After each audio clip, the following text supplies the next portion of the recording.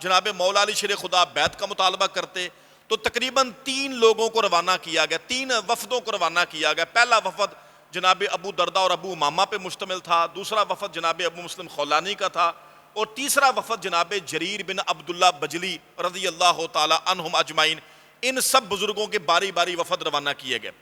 جناب معاویہ نے جو ان کو واپس بھیجا جناب ابو دردہ کو اور ابو امامہ کو کہ جائیں جا کر میرا پیغام دیں کہ جی آپ قصاص کے لیے قاتل میرے حوالے کر دیں، بیعت کی بات بعد میں کریں گے۔ تو جناب شیر خدا رضی اللہ تعالیٰ عنہ نے فرمایا وہ ہزاروں لوگ ہیں یہاں پہ،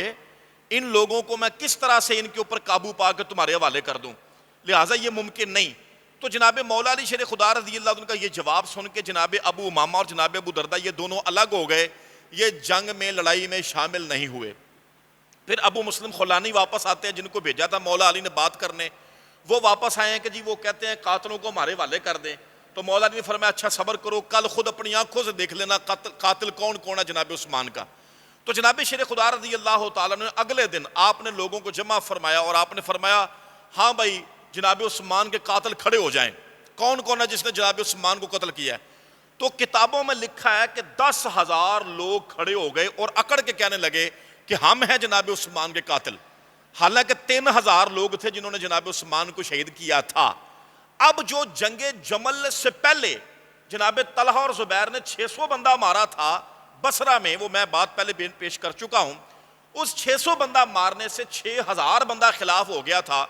اور اب وہ لوگ قاتلوں کو بچانے کے لیے ان کے قبیلے والے بھی میدان میں آ گئے اور خود اپنے آپ کو کہتے تھے کہ ہم ہیں قاتلان عثمان، اگر پکڑ سکتے ہو تو ہمیں پکڑ لو، بدلہ لے سکتے ہو تو لے لو۔ 10,000 بندے نے اس طرح کھڑے ہو کے جب جناب ابو مسلم خولانی کے سامنے کھڑے ہو کے جناب مولا علی کے اشارے سے وہ کھڑے ہو کے انہوں نے کہا جی ہم ہیں قاتلان عثمان۔ جناب مولا علی جناب ابو مسلم کو دیکھنے لگے اب بات کرو، اب ان کو میں کیسے پکڑوں، 10,000 بندہ ان کو کیسے میں قصاص کے لیے پیش کر دوں، یہ لوگ ان پر میرا قابو نہیں ہے۔ یہی تو میں چاہتا ہوں کہ پہلے بیعت کرو، سارے متفق ہو جائیں، ہم میں آپس میں اختلاف نہ رہے، تو ان لوگوں کو بھی پکڑ کے جو اصل قاتل ہیں ان کو کفر کردار تک پہنچائیں گے اور ان سے قصاص لیں گے۔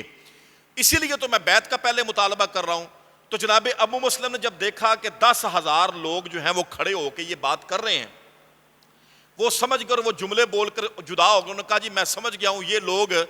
دراصل اصلی قاتلوں کو بچانے کے لیے انہوں نے یہ سارا ڈرامہ رچایا ہے۔ تو میں سمجھ گیا ہوں میں ایسی جو جماعت کو دیکھ رہا ہوں جن پر آپ کا اختیار اور قابو نہیں ہے، لہٰذا میں آپ سے بھی معذرت چاہتا ہوں، معاویہ سے بھی، مجھے اس معاملے میں مزید نہ گھسیٹیں، آپ بھی جدا ہو گئے۔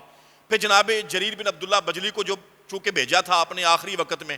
تو انہوں نے جا کے بات کی، انہوں نے بھی فرمایا کہ پہلے قاتل ہمارے حوالے کرو، اس کے بعد قصاص کی، اب اس کے بعد بیعت کی بات کریں گے۔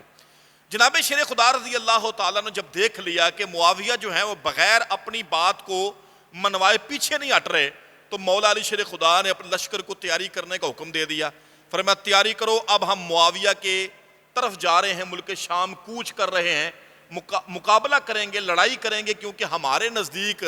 معاویہ سے اس وقت تک لڑائی کرنا لازم ہے جب تک وہ بیعت نہیں کر لیتے امیر المومنین کی۔ تو جناب مولا علی نے لشکر کو تیار کرنے کا حکم دے دیا، 50,000 کا لشکر تیار ہوا ہے۔ یہ معتبر ترین قول ہے، بعض نے زیادہ لکھا ہے، بعض نے بہت زیادہ لکھ دیا، بعض نے 1,70,000 بھی لکھ دیا ہے، بعض نے 70,000 کا بھی لکھ دیا ہے وغیرہ وغیرہ، لیکن وہ سب مبالغہ آرائی ہے۔ صحیح ترین اور معتبر ترین جو قول ہے وہ یہ ہے، مولا علی نے جو عراق سے لشکر تیار کیا تھا یہ 50,000 نفوس پر مشتمل تھا۔ میرا خیال ہے سمجھ گئے۔ آگے چلیں، اب لشکر تیار کرنے کا حکم دے دیا اور ان کو کوچ کا بھی حکم تقریباً دے دیا کہ چلو بھئی نکلو ملک شام کی جانب۔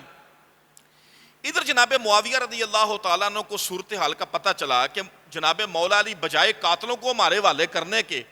خود قاتلوں والا لشکر ہی تیار کر کے تو ہماری طرف آ رہے ہیں اور وہ لڑائی کرنا چاہتے ہیں۔ بڑا تعجب ہوا کہ علی نے اتنا بڑا قدم اٹھا لیا ہے آپ نے، اور وہ ہم سے لڑائی کرنا چاہتے ہیں، قاتل ہمارے حوالے نہیں کر رہے اور لڑائی کرنے کے لیے یہاں آ رہے ہیں۔ تو جناب معاویہ نے بھی ملک شام کے اندر سے جو بڑے بڑے سردار لوگ تھے ان کو جمع کیا مشاورت کے لیے۔ مشاورت ان سے فرمائی تو آپ نے ان سے پوچھا ہاں بھئی تم کیا کہتے ہو، علی تو یوں کرنا چاہتے ہیں اور وہ ہم پر حملے کی تیاری کر کے ادھر کو آ رہے ہیں، اب تم کیا کہتے ہو؟ تھوڑی سوچ بچار کے بعد سرداروں نے بھی مشورہ دیا، چونکہ وہ سارے بیعت کر چکے تھے، 60,000 لوگ، جیسا میں پہلے بھی بیان کر چکا ہوں، 60,000 لوگوں نے جناب